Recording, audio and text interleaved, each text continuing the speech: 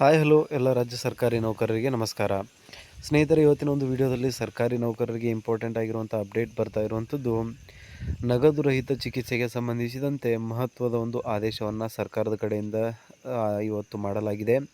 So basically ಸರ್ಕಾರೇತರ ನೌಕರಿಗೂ ಕೂಡ 5 ಲಕ್ಷದ ರೂಪಾಯಿವರೆಗೆ ನಗದು ರಹಿತ ಆರೋಗ್ಯ ಯೋಜನೆಗೆ ಸರ್ಕಾರ ಅನುಮೋದನೆಯನ್ನು ನೀಡಿದೆ. ಸೊ ಹಾಗಾದರೆ ಈ ಒಂದು ಸೌಲಭ್ಯ ಯಾರಿಗೆಲ್ಲ ಸಿಗಲಿದೆ ಮತ್ತು ಇದಕ್ಕೆ ಸಂಬಂಧಿಸಿದಂತೆ ಅಧಿಕೃತವಾಗಿರುವಂಥ ಆದೇಶದಲ್ಲಿ ಏನಿದೆ ಮತ್ತು ಇದರ ಒಂದು ಪ್ರಯೋಜನವನ್ನು ಯಾವ ರೀತಿಯಾಗಿ ಪಡೆದುಕೊಳ್ಳಬೇಕು, ಕುಟುಂಬದ ಯಾವೆಲ್ಲ ಸದಸ್ಯರಿಗೆ ಇದು ಅಪ್ಲೈ ಆಗುತ್ತೆ ಮತ್ತು ಎಷ್ಟು ಅಮೌಂಟ್ವರೆಗೂ ಕೂಡ ಈ ಸೌಲಭ್ಯದ ಒಂದು ಮಿತಿ ಇರುತ್ತೆ ಅನ್ನೋದನ್ನು ಇವತ್ತಿನ ಒಂದು ವಿಡಿಯೋದಲ್ಲಿ ನಾವು ತಿಳಿದುಕೊಳ್ಳೋಣ. ಸೊ ಹಾಗಾಗಿ ವಿಡಿಯೋನ ಕೊನೆವರೆಗೂ ನೋಡಿ ಮತ್ತು ಇನ್ನೂ ಚಾನಲ್ಗೆ ಸಬ್ಸ್ಕ್ರೈಬ್ ಆಗಿಲ್ಲ ಅಂದರೆ ದಯವಿಟ್ಟು ಸಬ್ಸ್ಕ್ರೈಬ್ ಮಾಡ್ಕೊಳ್ಳಿ. ಸರ್ಕಾರಿ ನೌಕರರಿಗೆ ಸಂಬಂಧಪಟ್ಟಂತಹ ಇಂಪಾರ್ಟೆಂಟ್ ಮಾಹಿತಿಯನ್ನು ನಾವು ಡೇ ಟು ಡೇ ಅಪ್ಡೇಟ್ ಮಾಡ್ತಾ ಇರ್ತೀವಿ.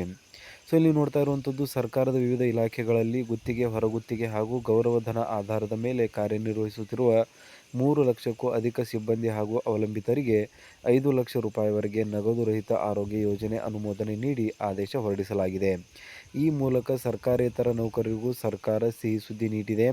ಈ ಸಂಬಂಧ ನೌಕರರಿಂದ ಮಾಸಿಕ ಕೊಡುಗೆ ಮತ್ತು ಬಾಕಿ ಉಳಿದ ಹಣವನ್ನು ರಾಜ್ಯ ಖಜಾನೆಯಿಂದ ಪಾವತಿಸಲು ಅನುಮೋದನೆ ನೀಡಿ ಆದೇಶಿಸಲಾಗಿದೆ.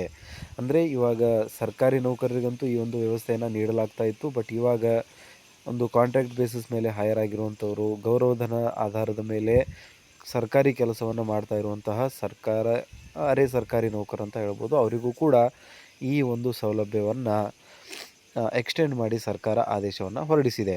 ಇದರಲ್ಲಿ 100 ರೂಪಾಯಿ ಮಾಸಿಕ ವಂತಿಕೆಯೊಂದಿಗೆ KSSENPE ಅಡಿಯಲ್ಲಿ ವಾರ್ಷಿಕ ಆದಾಯ 2.52 ಲಕ್ಷ ರೂಪಾಯಿಗಿಂತ ಕಡಿಮೆ ಅಥವಾ ಮಾಸಿಕ ಆದಾಯ 21,000ಗಿಂತ ಕಡಿಮೆ ಇರುವ ವರ್ಗದ ಉದ್ಯೋಗಿಗಳಿಗೆ ಸರ್ಕಾರವು ತಿಂಗಳಿಗೆ 100 ರೂಪಾಯಿ ಹೊಂದಾಣಿಕೆಯ ಪಾಲನ್ನು ಪಾವತಿಸುತ್ತದೆ.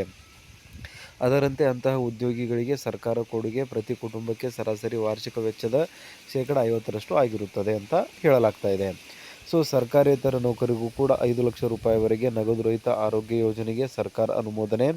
ಗುತ್ತಿಗೆ, ಹೊರಗುತ್ತಿಗೆ, ಗೌರವಧನ ಆಧಾರದ ಮೇಲೆ ಕಾರ್ಯನಿರ್ವಹಿಸುತ್ತಿರುವ 3 ಲಕ್ಷಕ್ಕೂ ಅಧಿಕ ಸಿಬ್ಬಂದಿಗೆ ಇದರಿಂದ ಅನುಕೂಲ ಆಗಲಿದೆ ಅಂತ ಒಂದು ಮಹತ್ವದ ಮಾಹಿತಿಯನ್ನು ರಾಜ್ಯ ಸರ್ಕಾರಿ ನೌಕರರಿಗೆ ಇಲ್ಲಿ ನೀಡಲಾಗ್ತಾ ಇದೆ. ಸೊ ಇದ್ರ ಬಗ್ಗೆ ನಿಮಗೇನು ಅನಿಸುತ್ತೆ ದಯವಿಟ್ಟು ಕಮೆಂಟಲ್ಲಿ ತಿಳಿಸಿ. ವಿಡಿಯೋನ ಲೈಕ್ ಮಾಡಿ, ಚಾನಲ್ನ ಸಬ್ಸ್ಕ್ರೈಬ್ ಮಾಡ್ಕೊಳ್ಳಿ.